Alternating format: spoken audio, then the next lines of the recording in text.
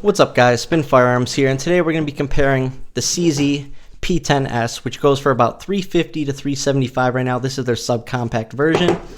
And the Canik Mete MC9, which is going for $430 to about $475, right? So both are great budget options. And we're basically just going to break them both down, give you my thoughts and so on. Also, I'd like to say, please hit the like button. Please drop a comment. I don't care what you put in the comments. It'll help me get to the algorithms.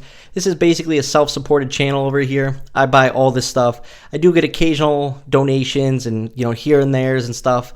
And it means a lot to me when I get that stuff. But for the most part, 99% comes from me. And I put in a lot of work. I drop every single day. So the least you can do, it's free. Hit the like button. Drop a comment. And if one day you're feeling up to it, you can hit the super thanks. But appreciate it, guys. It means a lot. Let's get into it. And also, you can always ask. You can say, hey, can you do this comparison? Can you do this review? Hey, is this reliable at this point in your life after shooting it this many times? And I will try and do my best to make the videos or answer in the comments. So thanks, guys. Anyways, CZ P-10S stands for their subcompact. Even though the slide is somewhere between a like a Glock 26 and a Glock 19, right? I think it's like 3.6 or 3.7 inches. But anyways, this has the CZ P10 trigger. It does not have the P10M trigger.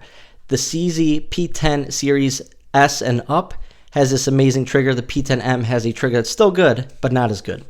CZ has an awesome finish. You know who needs to take notes on that? Sig. Take some notes on this finish right here. And this handgun being around $350 with this amazing finish. All my CZs have this awesome finish. I can't get over it. I love it. On top of that, these serrations are just perfect. Some might find them a little aggressive, but I really like them.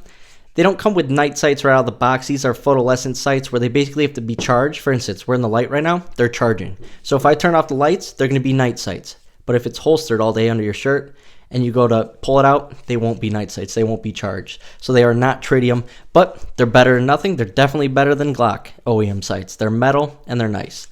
Next up, interchangeable back straps. Awesome CZ texturing. All the CZs feel really good in the hand. No need to get grips for them. They just feel good and they're not too aggressive. I don't know what it is about them, but it looks simple, but it feels good. Comes with two 12-round mags, as you can see. You can almost get that pinky on there a little bit, but I curl mine underneath. It feels better. You don't need your pinky for shooting, so guys, get that out of your head. A lot of times, your pinky's going to be your worst enemy. And also, this is silicone and spray foam. I just got out of the shower. This won't come off for a couple days. Wasn't wearing my gloves. Learned my lesson. Takes down like a Glock. And something I always mention that may be little to you guys, but means a lot to me, are memory pads. Always remembering to keep your finger off the trigger. And always keeping your thumb here to fight recoil and knowing where your thumb is at on that firearm really helps me. I like it. For muscle memory wise, it's a great thing.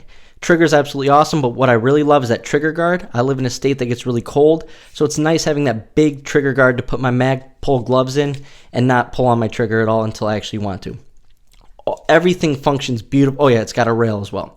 Everything functions beautifully on this firearm. I mean, it launches the mag out. Everything just works, right? Everything just works so crisp, so clean, so smooth. It is a CZ, and that slide, for the people who really like, it glides like butter. I mean, that guide rod, plus the materials they use, it runs. And they use Metgar mags, I believe, which are going to be reliable and great quality. So, absolutely love that. And right here, I have a 15-round setup for it with the Hive base plate, which we'll get into in a little bit. Size comparison-wise, this is a Glock 26. As you can see, it's going to be a little bit longer, about the same width, and 12 plus 1 on the left, 12 plus 1 on the right, pretty similar. Ergonomics are great on the CZ. Absolutely love them.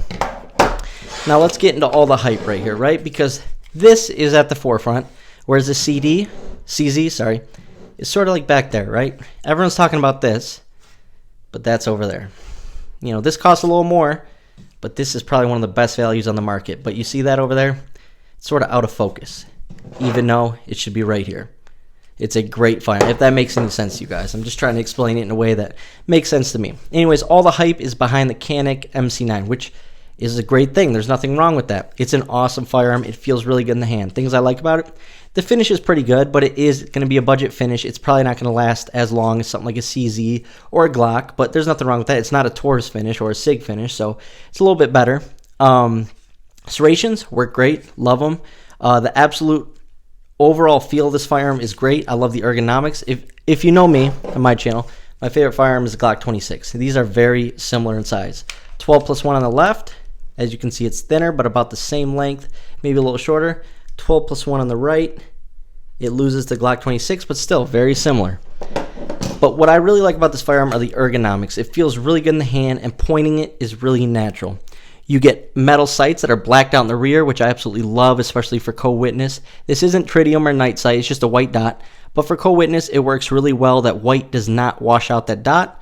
So if I ever came down to it, you have this U-notch rear, and that dot fits perfectly. Absolutely love that. Also, this one came optics ready. I'm not 100% sure, but I think you can get a CZ P-10S optics cut as well. Comes with the rail, which definitely my Glock 26 does not. But what we're here to talk about mainly is that trigger, right?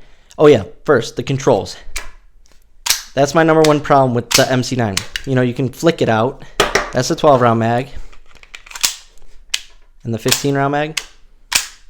I mean, you can flip it out, which is a good habit and good practice to get into. But I like my firearm controls to work.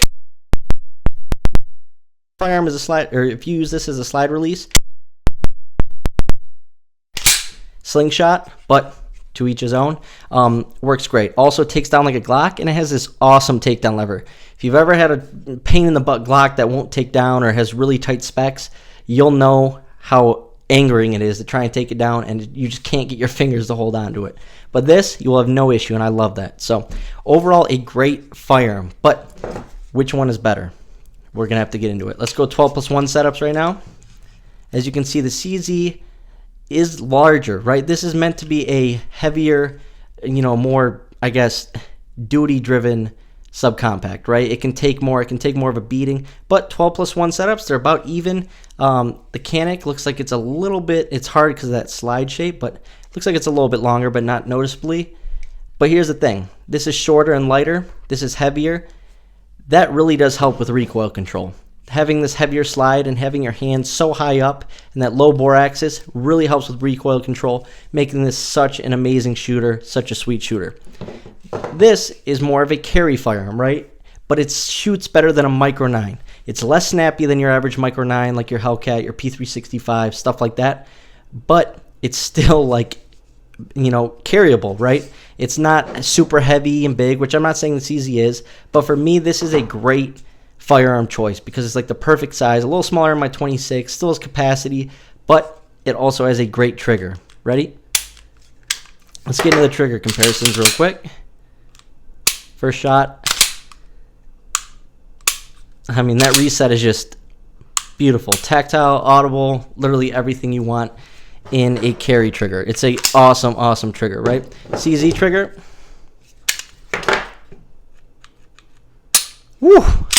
So crisp, so clean, good reset. But I really like the feel of this trigger, and like I said, all that room compared to what's in there, it's going to be hard to get a glove finger in there. It just doesn't leave a lot of room for a finger, let alone a glove finger, where that CZ, they actually have you thought about. So like I said, it's about how you train as well. That is the biggest thing. It's how you train with these firearms. Here's 15+1 setups in each of them. And actually, the CZ beats it by quite a bit there. But once again, it's going to be heavier and longer. So which one is the best out of these two? Value-wise, I would say the CZ P-10S. You don't hear about reliability issues or function issues with the CZ P-10S. But lately, I've been hearing from a lot of people in the comments and seeing videos that their MC9 is having major issues. So, and they're saying it's around the 600 to 800 round mark, which I've only done about 600 rounds through this so far. Not a single hiccup. Where I have about, 1,000 rounds or a little over 1,000 rounds with hollow points and everything else. Not a single hiccup with my CZ P-10S either. So, we'll have to see with the Canik. I'll keep you guys updated, but both of these are great. If you have $350, you cannot beat this. There is not a better firearm on the market, other than maybe the Shield Plus is comparable. But if you want a larger firearm, like look right here, you basically have a compact Glock 19 size firearm with a little bit shorter barrel and shorter grip, 15+1. But you can also switch down to that 12-round setup for deeper concealment, and it turns into a much smaller footprint. Whereas the Canik is thinner, smaller, lighter, easier to carry overall. You can't go wrong with either of them. I just say flip a coin. It all depends. Do you want a bigger firearm with less recoil, or do you want a smaller, more carry-oriented firearm that you can still carry in the summer comfortably? But it's all about vetting these. It's all about testing these.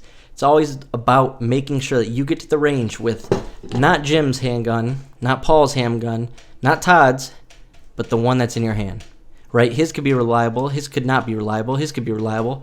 You could have an absolute dumpster fire. You could have an absolute mess. Or yours could be one of the most reliable firearms in the world. There's mistakes happen. Humans make these things. So you're going to have issues here and there with certain brands and different stuff, right? But what matters is the one that you're shooting. So test your firearms. Spend the money on hollow points. Trust me, if you're going to be carrying gold dots, 124 grains, buy a box of 124 grain gold dots and buy another box for the range. Buy a box to carry and a box for the range. Once you put those through, now carry them. Make sure that it runs your go-to carry ammo. I can't stress that enough. That is a big thing. A lot of people run ball ammo and it runs fine. Then they run their hollow points a year after carrying with it. And they're like, oh my gosh, it didn't cycle properly. Yes, that stuff happens. But anyways, the overall ergonomics on the MC9, I have to say, are mighty impressive. They feel really good with this 15-round mag. I mean, it's such a smooth shooter. It really is. And honestly, grouping-wise, probably pretty similar. Basically the same size groupings. They're just both very shootable guns. I do like the trigger style better on the CZ, but I do like the overall trigger on the MC9 a little bit better. I like the ergos of the CZ better. I like the finish better on the CZ. They're both great firearms. Can't go wrong with either of them. And if you can't decide between the two of them, work some overtime like me, get both. Thanks for watching, guys.